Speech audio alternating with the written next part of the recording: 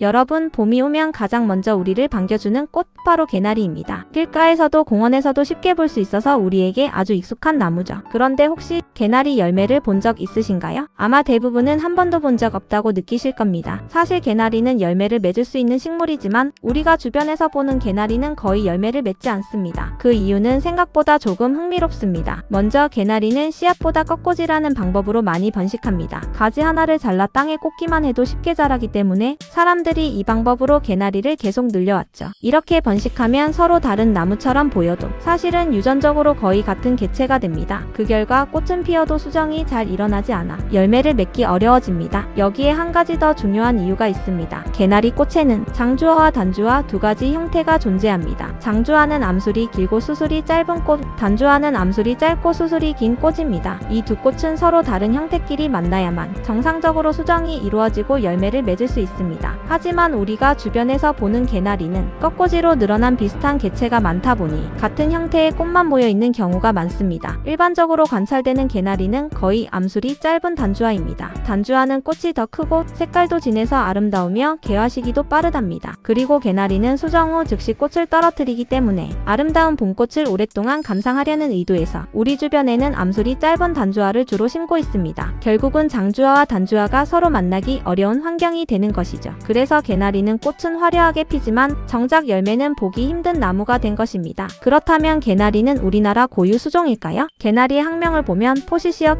KOREANA, 즉 한국에서 기록된 개나리라는 이름이 붙어 있습니다. 봄의 시작을 알리는 대표적인 꽃인 개나리는 한반도 전역이 원산지인 우리의 고유종입니다. 한국 고유종, 우리나라의 특산종이지만 중국산 개나리와의 차이가 크지 않기 때문에 이에 변종으로 취급하기도 합니다. 이들은 중국을 포함한 동아시아 전역에 분포하고 있습니다. 개나리 술은 말린 꽃과 25도 내지 30도 소주를 1대3으로 2개월 숙성해서 체에 걸려 보관하여 음용하는 전통약 용주로 피부 미용, 해열, 이뇨작용에 효과가 있다고 합니다. 개나리 꽃에는 색소배 당체가 있어서 개나리 술은 색이 곱고 향기와 맛이 좋다고 하네요. 영교주는 말린 영교와 소주를 1대5로 3개월 숙성해서 먹는데 꽃으로 빚은 것에 비해 맛은 못하나 효과는 더 좋다고 합니다. 개나리꽃의 유래를 볼까요? 나리꽃은 백합꽃을 가리키는 순우리말입니다. 간결하게 정리하면 백합 중에서 참나리를 나리라 하고 그의 것은 개나리라고 하며 이것들은 모두 초본 식물입니다. 목본 식물에 속하는 노란꽃 나무를 개나리나무라고 부르다가 나무가 탈락되어 지금의 개나리라고 부르는 것이 가장 유력하다고 할 수 있습니다. 개나리의 꽃말은 희망과 기대입니다. 추운 겨울을 이겨내고 봄을 가장 먼저 알리는 특성에서 비롯되었습니다. 정리해보면 개나리 열매를 보기 힘든 이유는 꺾꽂이 번식으로 비슷한 개체가 많아졌고 여기에 장주화와 단주화가 서로 만나기 어려운 구조까지 더해져 수정이 잘 일어나지 않기 때문입니다. 인간의 인위적인 대량의 꺾꽂이 번식으로 인해 개나리 스스로 열매를 맺어 번식할 필요성이 없어져 번식 의지가 약해졌지 않았나 생각하면 슬퍼집니다. 다음에 개나리를 보게 된다면 노란 꽃뿐만 아니라 그 속에 숨겨진 이런 이야기들도 함께 떠올려 보세요. 아는 만큼 봄이 훨씬 더 재미있어집니다.